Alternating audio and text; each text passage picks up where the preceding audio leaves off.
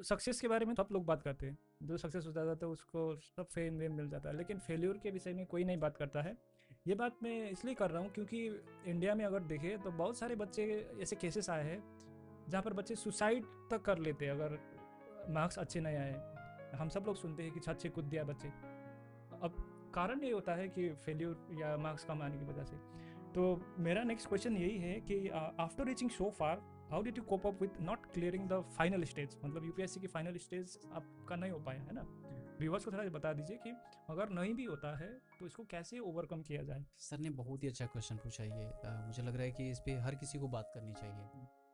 और पता है एक जो फेसिंग होती है ना, सर ने जैसा कहा कि जब मेंस का रिजल्ट आता है और यूपीएससी का जब फाइनल रिजल्ट आता है और उसमें जब आप पीडीएफ में नाम होता है और तो खुशी तो जिसका नाम होता है उसे बहुत होती है, लेकिन जिसका नहीं होता है ना, मुझे लगता है कि उससे उसकी फीलिंग को कोई समझ ही नहीं सकता है। और मैं इस पॉडकास्ट के माध्यम से मैं लोगों को ये भी बताना चाहूँगा कि आप बात करिए, हर जीत पे बात करिए। ऐसा नहीं है कि जीत पे बात करने का किसी को अधिकार नहीं है, आप करिए। जो जीता है वो उस लायक है, शायद वो उसने ऐसा मेहनत किया है, कुछ तो मेहनत में हमारी कमी रही होगी, या फिर हो सकता है हम उस लायक नहीं थे, हमें नहीं मिला, और जो उस लायक था उसे मिला, अच्छी बात है, होना चाहिए।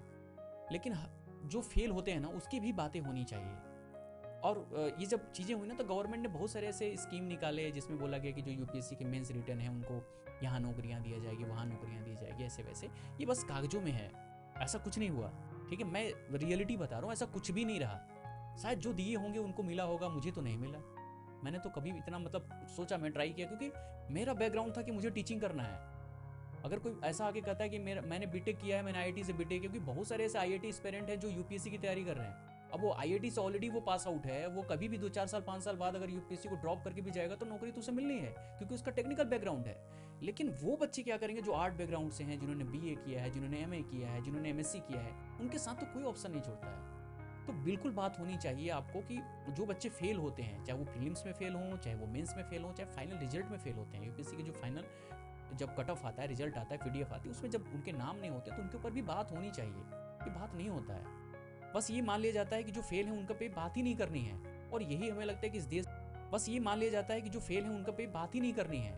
और यही हमें लगता है कि इस देश का सबसे बड़ा दुर्भाग्य रहा है। इससे बड़ा दुर्भाग्य किसी भी सोसाइटी के लिए नहीं हो सकता। जो व्यक्ति इतना मेहनत करता है ना, और वो फेल हो गया कोई एक नंबर से। मैं बता दूं, मेरा जब सेकंड मेंस था, मेरा 11 नंबर से मेरा मेंस रुक गया था। मैं इंटरव्यू क्वालिफाई नहीं करे केवल क्योंकि 11 नंबर से रहा। सो रहा, ऐसा भी हो सकता है बहुत सारे लोगों का एक एक 2 नंबर से रहा होगा। लेकिन अब मैं किससे बताने जाऊं, किससे मैं शेयर करूं कि मेरा 1 नंबर से नहीं हुआ। लोग तो फाइनल रिजल्ट देखते हैं ना, नहीं हुआ मेंस, नहीं हुआ, दैट्स ऑल, कट गए बस। आप उस लिस्ट से बाहर हो तो हो, आपका कितने नंबर से नहीं हुआ, नहीं क्या हुआ, लाइफ में आप क्या करो, ये कोई मैटर नहीं करता है। लेकिन जो सर ने कहा ना कि बात होनी चाहिए फेल्योर पे बात होनी चाहिए, और उसको ओवरकम कैसे करना है। मुझे नहीं लगता कि जो व्यक्ति यूपीएससी में जो इतना मेहनत करता हो, या फिर जेई के लिए जो मेहनत करता हो, उसके लिए ओवरकम करना इतना आसान हो जाता है। आसान नहीं होता है। जैसे होता है ना कि जब कहा जाता है कि अगर आप फेल होते हो ना तो आपको सांत्वना देना जरूरी हो जाता है। भाई सांत्वना ही तो आपको एक मजबूत बना सकती है ना, कोई बात नहीं, ये चीजें आपके लिए नहीं होनी थी। जब अगर नहीं कहोगे तो फिर तो मर ही जाएगा ना। ये कह दो कि अरे यार तुम्हारा नहीं हुआ, फिर तो ऐसे भी सुसाइड कर लेगा। तो ये चीजें मुझे लगा कि बनता है उनको सांत्वना देना। फिर जब बड़े एग्जाम होते हैं, यूपीएससी जैसे टफेस्ट एग्जाम होते हैं, जब उसके आप प्रिपरेशन करते हो तो आप मेंटली बहुत बूस्टअप हो जाते हो। मेंटली इतना बूस्टअप होते हो, फिजिकली भले ही आप थोड़ा कमजोर हो जाते हो, लेकिन मेंटली इतना बूस्टअप होते हो आप ना कि आपको आपके सामने अगर कोई आपको कुछ बोल के भी चला जाए या कुछ ऐसा भी कर देना तो आप इग्नोर कर देते हो, क्योंकि आपको पता है, आपकी खुद की अहमियत पता हो जाती है। आप होता नहीं कि इसीलिए मैं जैसे कि रवि ने कहा कि आप कुछ करिए या ना करिए लेकिन पढ़िए जरूर। अगर आप पढ़ने इन द सेंस है कि अगर आपको चांस मिले ना, घर बैठ के भी अगर आपको चांस मिलता है कि आप यूपीएससी की तैयारी करो तो आप जरूर करो। आप कुछ करो या ना करो, लेकिन एक बेहतर इंसान तो जरूर बन सकते हो।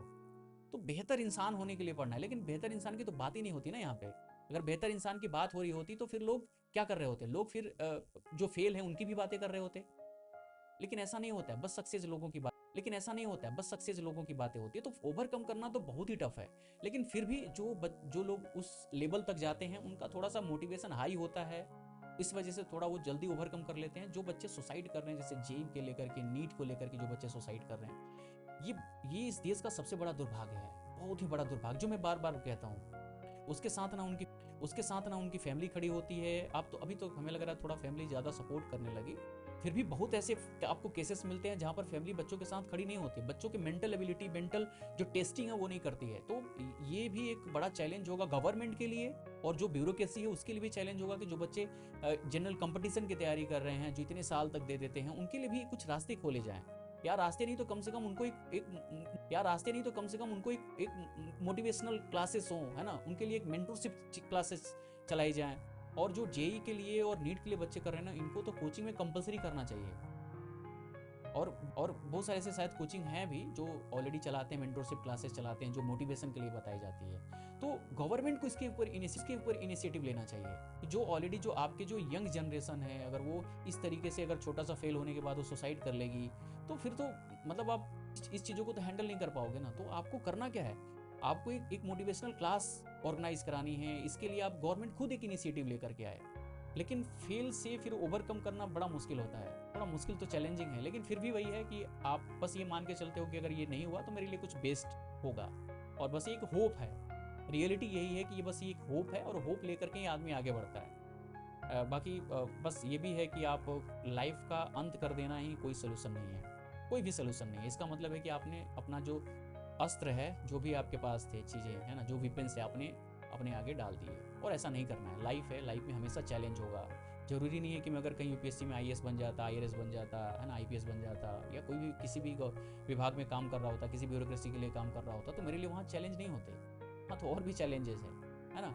तो अब यही चैलेंज के लिए आपको, अच्छा इसमें जो चीज़ें मैं एक और ऐड करना चाहूँगा कि अगर आपको ये लगता है ना कि आप कंपटीशन में तैयारी के बाद तैयारी इतना क्यों करनी पड़ती है, ये ना आपको चैलेंज से लड़ना सिखाता है। कि जब आप उस विभाग में जाओगे ना, तो वो सारी चैलेंज आपको वहाँ भी फेस करने को मिलेगा। जब आप फेस करोगे तो यहाँ से जब आप सीख के जाते हो ना, जो आपके एक्सपीरियंस होते हैं वहाँ पे जाके आप यूटिलाइज करते हो। अगर आपने अपना एक्सपीरियंस सीखा ही नहीं है तो फिर क्या करोगे आप सुसाइड करने के रास्ते पे जाते हो।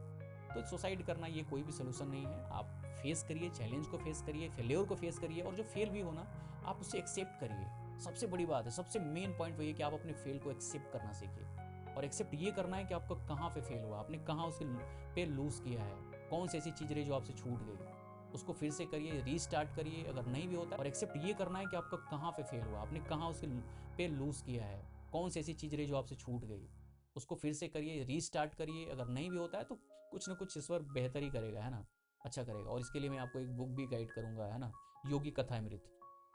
एक बहुत ही बेस्ट बुक है ना। तो ये फिलोसफिकल बुक है, मैं सबको कहूँगा कि आप लोग जरूर पढ़िए। एक पॉजिटिव बुक है, आप उसको पढ़ने के बाद आपको लगेगा कि आपकी जो इन्वायरमेंट है ना, वो इन्वायरमेंट आपको खुद काम करा रही होती है ना। कभी कभी लगता है कि कुछ काम अपने आप हो जा रहे हैं, मैंने कुछ किया ही नहीं, मैंने कुछ एफर्ट ही नहीं डाला। तो वो जो बुक पढ़ोगे आप ना, तो आपको लगेगा योगी कथा अमृत, है ना।